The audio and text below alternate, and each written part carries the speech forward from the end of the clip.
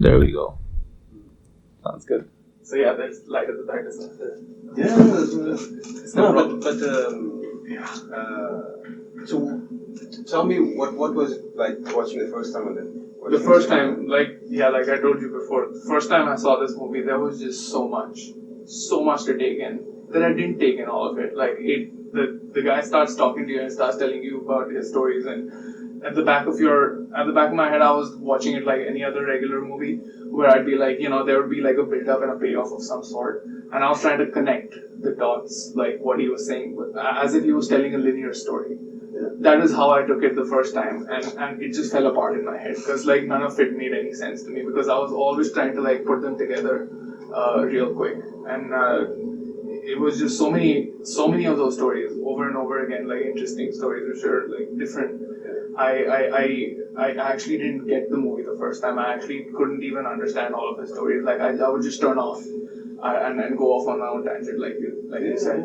And then so I had to watch it again. And every time I would watch it again, I'd be like, I'd focus on the next story this time, and I'd be like, what does that mean, and why is he talking about that? And then I would find in their conversation at the end where Wallace, Shawn actually starts talking again, that he picks up a lot of what Andre was talking from before, and then he reflects on it. And the first time I didn't even get it. I didn't even get those connections that he was making because it was just so much. At least for me. What did you think?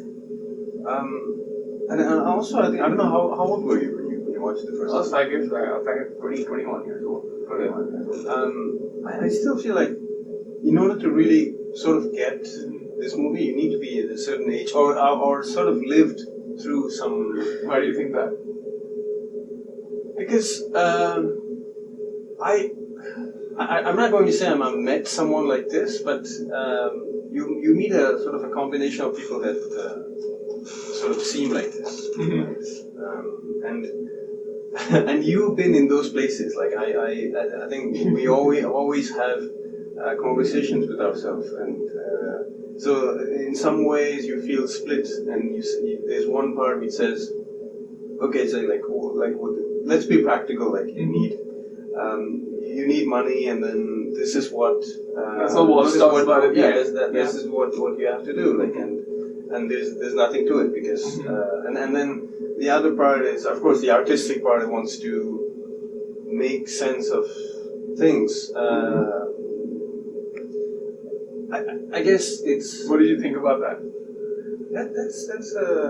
It's true. A couple of times I had to see the movie because if you go back to the start of the film, he's talking about his life in New York and how he's hard pressed for money and this and that. Yeah. Right? And the moment he starts talking about Andre, he describes how he's got money saved up or whatever. Yeah. Right? And the conversation that they end up having and the argument that they hold at the end is that, right? It's like Wally's like being practical. He's like, I want to just wake up and grab my coffee and enjoy my cake or whatever. And Andre is on his own trip about like the world is going to shit and we are going to create like these safe havens and do this and that. It's like he's coming from a place of privilege of some sort. That he has an outlook and perspective on life that only he can afford to have, and that Wally can't.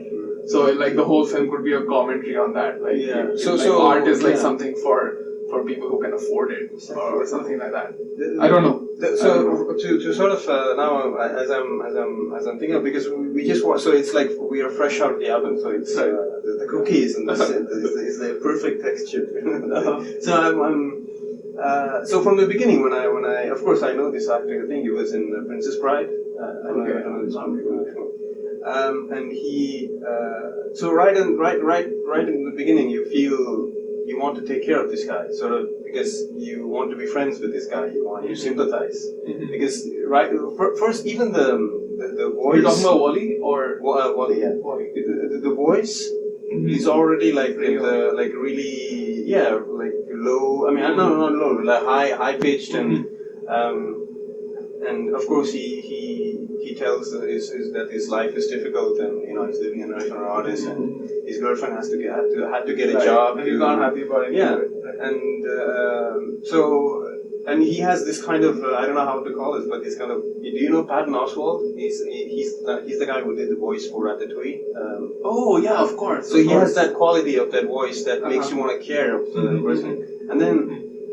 So right then there you come through the eyes of Wally to the dinner, right?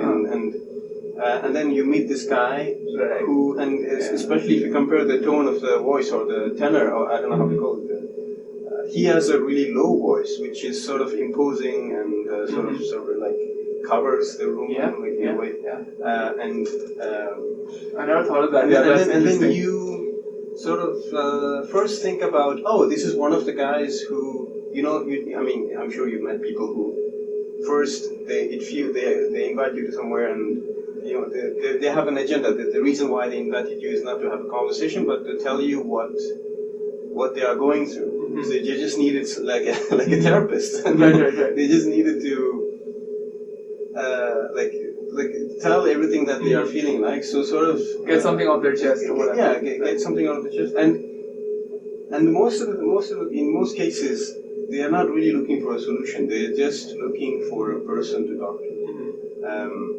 Because I've noticed this when many people, when they say that this is what they're going through, and then you try to break it down and analyze in an honest way, that's not really interesting for them because that's not what they're looking for. Right? So yeah, I So do you feel Andre was not looking for like that?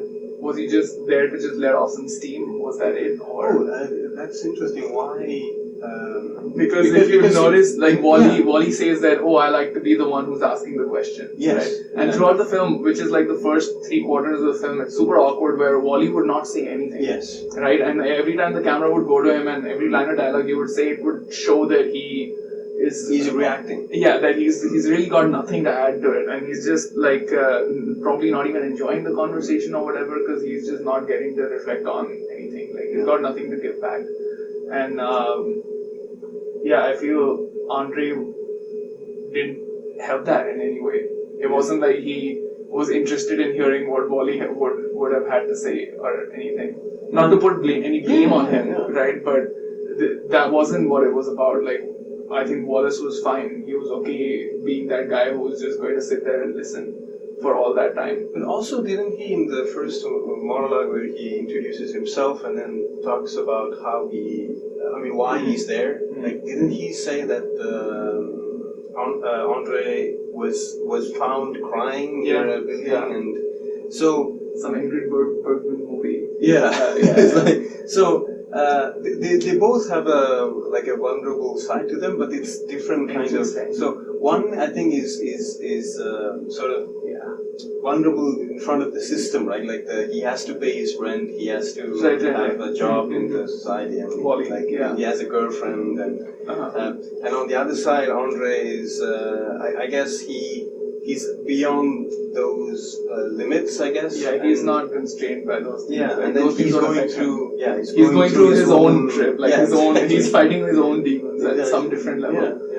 Yeah, that's true, and that's why the conversation is interesting because both of those people have completely different, perspectives on everything, which is something the movie goes to show towards the end, where Wally finally opens up, and when he does open up, you can see the struggle in his the way he's trying to explain that like all of the things that he's talking about, how it just doesn't work that way for him, and he can't connect with it, and then Andre comes and helps him out on that, and I think that's the most interesting part of the film. Like the stories that Andre tells, they are epic, they're amazing. I enjoy them every time, right?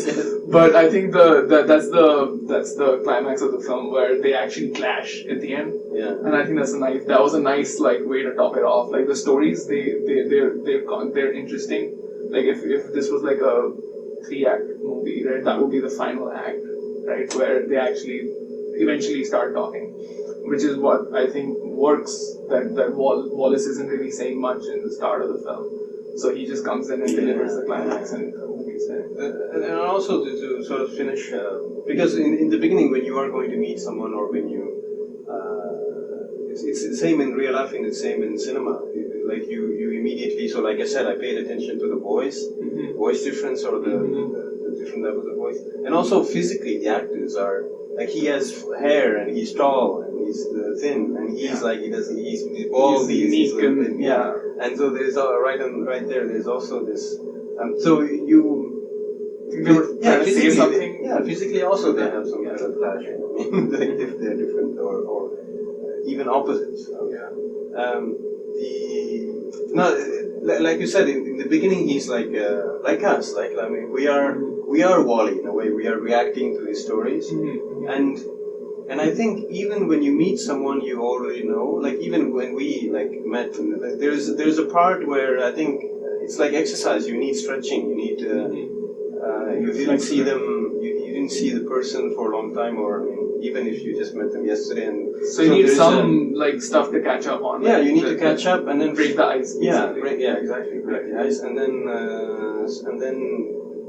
you engage in a conversation, and then you say, and so Andre feels like he's, of course, he's in his own world, but at the same time, showing his own world sort of makes you reflect on your own, and I think that's why Wally starts talking, because then he says, wait, so I feel like this guy, either he feels better than me, I mean that he's better than me, or he wants me to follow. Okay, so that's the part. I also used to think, first couple of times I saw the movie, I felt that it was more like that, kind of like they're having a competition of sorts. Yeah. But if you look at the film again, you pay attention to that part where he's right before he tells you the final story, or after the final story, he goes on his little spiel about how he hates himself for doing all of that stuff. That Andre goes to explain how he feels that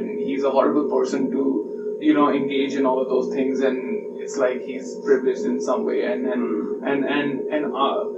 Wally doesn't connect with any of that. He asks him to explain over and over why he would think that way, and I think that was the part of the film where I was the couple of times after I saw it a couple of more times, I was like, that's the most confusing bit of the film, where no, Andre is actually not trying to tell him that he should go out there and go through this exercise where he buries himself alive after writing a will and testament, right? He's not asking him to do those things because he himself doesn't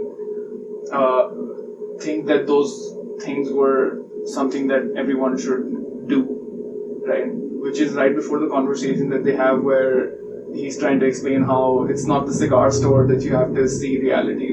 You shouldn't have to go all the way to the Everest, Mount Everest, to see reality. So I think it is not a competition. Yeah. I like that part where I think he sort of gets angry and frustrated at that moment. He's like, and you can see he stutters and then he's that's when he becomes super expressive, right? He has something to add to it, and Andre actually backs off, right? He doesn't come back at Wallace with another explanation, which he does that slowly later. He goes to explain what Wallace was talking about. But there is that one time when Wallace gets really worked up, right? And Andre actually shakes his head, and that's when the waiter comes in with the amaretto, I think. Yeah. And they kind of cool off for a little bit. But what I want to say is at that point I was he says, okay, I mean the fact that I think he was talking about cigar shop. The cigar shop. The cigar shop I go through offer the same thing. I mean they are part of the same reality than Himalayas. I don't need to go there to whatever. I mean to get whatever enlightenment or wisdom that you get. But then I think I don't know if he said it or I said it to myself in my head, but he says, but do you think that people think about that cigar shop? What Andre says is, but are people actually being able to see the cigar shop anymore? That's what he says. Yeah. That's his counterpoint to what Wallace was trying to explain. Which connects to the end of the movie where he goes in taxi and then he notices all the shops and the memories that they reflect. Yeah. So I think that was sort of a nice... that's interesting. So, but then... So... Okay, of course he goes back changed from the dinner. So when he says, there's nothing more to than if there's a cup of coffee, there's nothing more to than that cup of coffee, right? But then it's not true, because maybe smelling a perfume will remind you of another girl, or like going to a shop reminds you of buying ice cream with your dad. So there's like our mind. So I think we talked about it. It's all stories that we tell ourselves, right? Our life is, of course, we only know completely the life that we go through. We are the only ones who know, because we are the only ones who live it. And so at the end of the day, the way we see our life is the story that we tell ourselves. And so in these two different ways. There's one way where he's like, okay, I'm in this. I'm a playwright. I think they are both playwrights, right? So he's a director. I think Andre directs. Yeah. Also. So he says, I'm a playwright. I just want to write playwright and play, and then maybe watch make money and watch reviews and read the biography of Charlton Heston, and that's. But then on the other side, he says, yeah, but it's. I would just.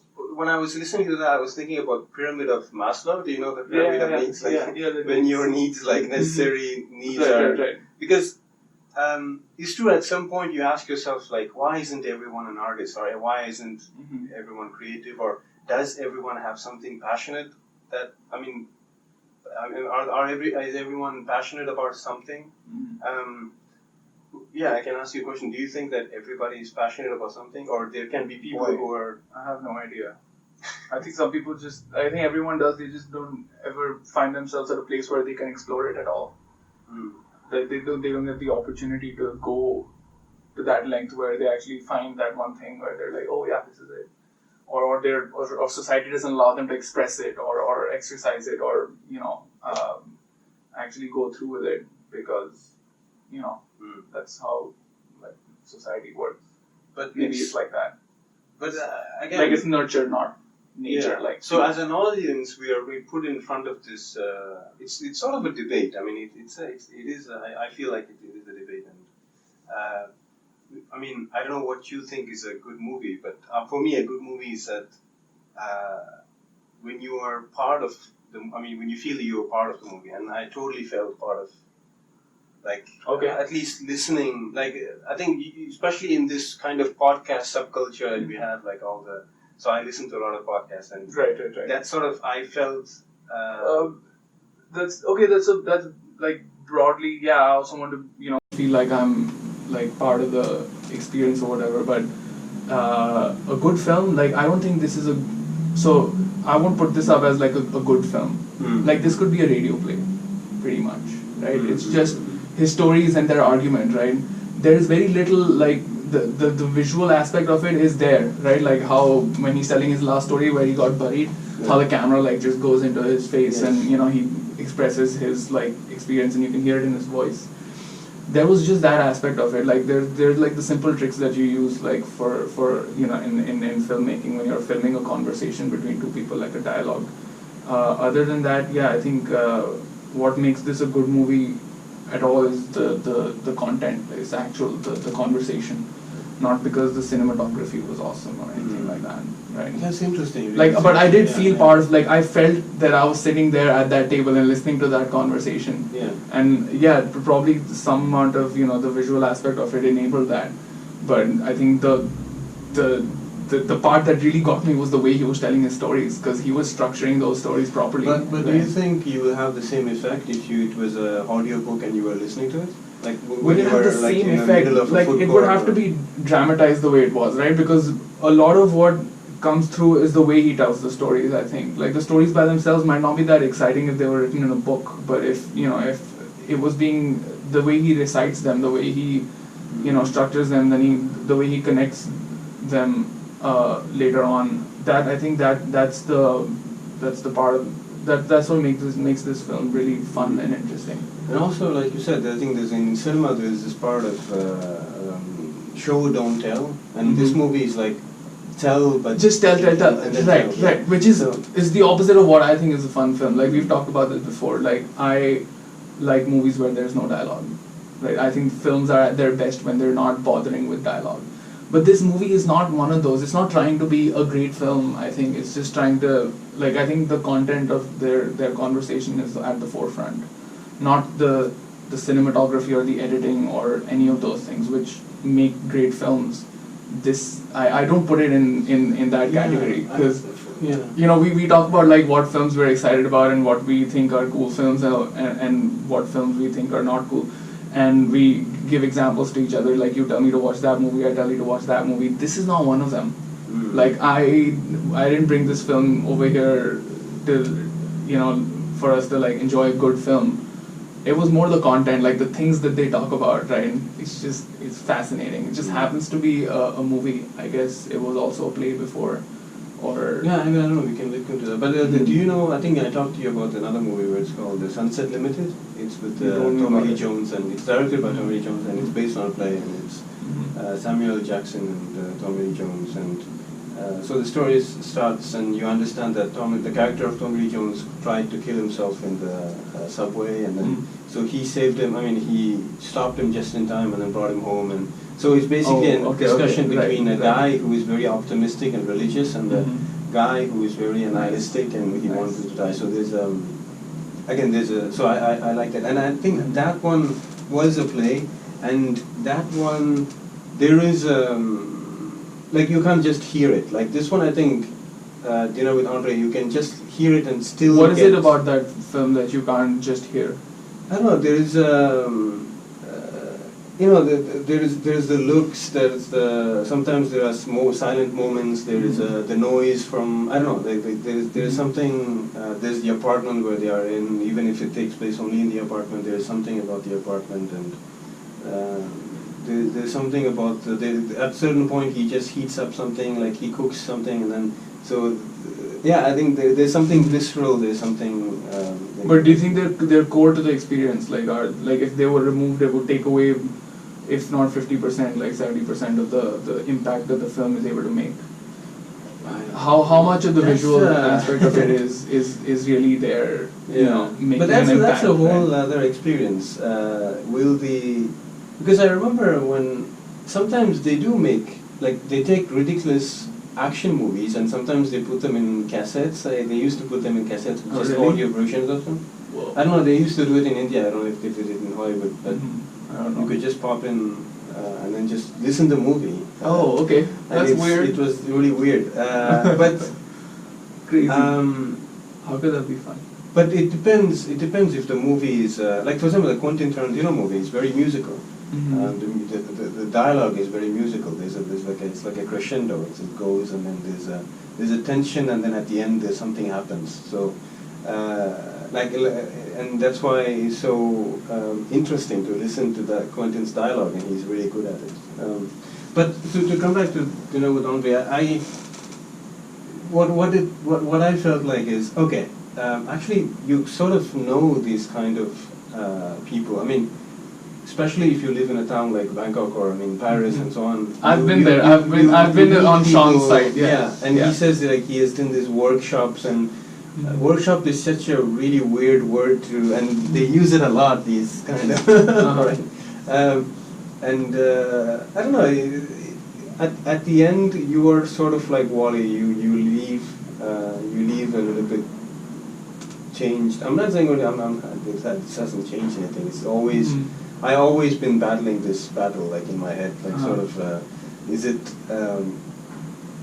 like, you know, if you, like, especially after reading *Sapiens*, when you realize that everything is an imagined reality, like there's a, so if it's imagined, you can go two ways. One way you can say, you can break everything, but it doesn't help. You become nihilistic, like you sort of become cynic. So like you say, what is this? This is a chair, and then you just sort of interpret the chair in different ways. But it's a chair. You just there's a function. You just sit on it, and then the other one is realizing that these come from these are imagined. Also gives a positive. On the positive side, it means that you can still change them, play with them, and that's when the artist side of me comes and says, okay, that's interesting. Like if you put this chair in middle of like if you like like do weird stuff with it, and then it becomes another thing, and then maybe it's like the movie. Have you heard of the movie Rubber? No. It's basically the story of a tire. Okay. And then and the tire just goes and kills people. So it's I've not seen the movie, but it's. I want to see it. Is it Rubber? Yeah, it's Rubber. Yeah. It's one of those B grade low budget movies, and I love those grind. I mean, in '70s they were grindhouse movies, and like recently they were sort of rip off of. No, yeah, that's what I'm saying. Like there is it's sort of I like the movies that stir up ideas in my head. So this one certainly, yeah, did. It's definitely one of those movies. Yeah. Right. But like you said, is it a recommendable movie to watch with the family? I don't. I don't. I've seen this movie with my mom. Like, she happened to enjoy it. My dad won't enjoy it. My brother actually showed me this film. A friend of his suggested that he should watch it, and I watched it with him, and I was just like, wow. Yeah, for some, I've never watched. Have you watched the play before? I have. Yeah. I've never watched the play, and I somehow You've never been to theater? No, I've never watched been a live. I've never been. Okay, I've been to a watched couple. a live play. I've been to a couple. I like that aspect of talking, and I don't know. At the end, I also love the weird twisted movies, like surreal movies also. So I don't have a preference, but no, this movie literally spoke to me. So it's good. It's really I just find themes that the kind of stuff that he starts to talk about, right? It's just it's fascinating. Like the whole idea of he touches on so many things, right? So many things we don't have the language to talk about it in the real world. You're not going to talk about this at a party. You're not going to talk about this at school or university. Like, I don't know, maybe in some really specialized course somewhere. But otherwise, the things that he's able to talk about, and he's able to talk about these things because he has the backing of all those weird experiences that he's been through, like those workshops, right? And those people that he's meeting, and all those variables, he just puts them in the right place to draw conclusions from them, right? To that gives him he's weaponized almost to be able to attack those higher problems that he's talking about, right? Which you can't come to otherwise. Like, you need the backing of those experiences and those stories, so you can begin to even reflect on the problems that he's talking about, right? And I find that you don't find that elsewhere. You can't do it without those variables once they're put into place, and that's what I like about this movie a lot. It doesn't beat around the bush at all. He starts telling his stories, and there's a little bit of backstory to explain the characters, and then they just go all in, and you can tell there's that moment in the film where they start talking about those issues, right? And you can see it on Wallace's face, like Shawn's face. You can see how he also lights up, because he knows it's that time when we are now going to put all these stories together and look at them and be like, all right, what are we taking away from this, right? And Andre, he initiates it. You can tell there's a moment in the film where they're like, aha, now they're going to go into it, right? And they do jump into it, and they jump into not only just talking about one thing, but so many things, right? Off the top of my head, I can't even remember. I mean, I just saw the movie. They talk about, that whole thing about, they casually talk about how it's people have weird ways of expressing themselves, and things come out passively and they don't have any control over them, and then they go from there to talk about how they see those patterns in parties and this and that, right? I told you I wanted to sometimes stop the movie and then take notes. Right. Because there's so much, right? And that's just the beginning, and then they go from there to talk about how we're probably living in a dream world, reality, this and that, and they explain it in their own different way, and they're able to do that because of all the stories that he's had to tell, and from there. I like the way when he touched upon, like you said, when they were talking about these, how the way people behave, or our everyone's behavior on automatic towards, and this and people. that. Yeah. I don't know who said it, but there was a quote where it says everybody is a good actor except a few professional actors. Right. And that's true in life. Like everybody is a great actor. It's just because if you ask someone how are you, they will of course say I'm fine. Right. Because, That awkward but dude they would might be like, going through 1,000 different things, right? But and they talk about that thing with his mother being in the hospital and all of that, Yeah. and he's drawing parallels between that and what they're talking about, and at the same time they're both playwrights and they work in the theater, so they've got that backdrop of people being on stage and performing, Yeah. which they use to apply to the real world. It's crazy, right? Like how it all falls into place when they're trying to talk about these things, and there are moments in the film where they're like explaining how we're actors in the real world, and they'd move from that to talking about actual actors in a play that they were working with, and he would make those comparisons. For example, when he was talking about the beehive, and he's explaining how the beehive works and how it's just like a theater, right? And if you're sitting and listening to that story, and if you listen to it in a way where he's actually just talking about the real world and how we just get up every day in the morning and prepare ourselves to go to a beehive and just come back, put our stuff back on, and just go on with our lives. It all makes sense in so many more ways than just one. Yeah. No, I like it's that. sort of. I guess it's just. It's well articulated and well formulated. But so whenever I think I'll definitely watch, of course, this movie. This is the kind of movies that like I used to watch this like working. Like I would just. I just want to And hear it's Andre's like, voice at the these are one back. of those background movies. It's almost like I said, it's a podcast. Like a podcast, actually. yeah.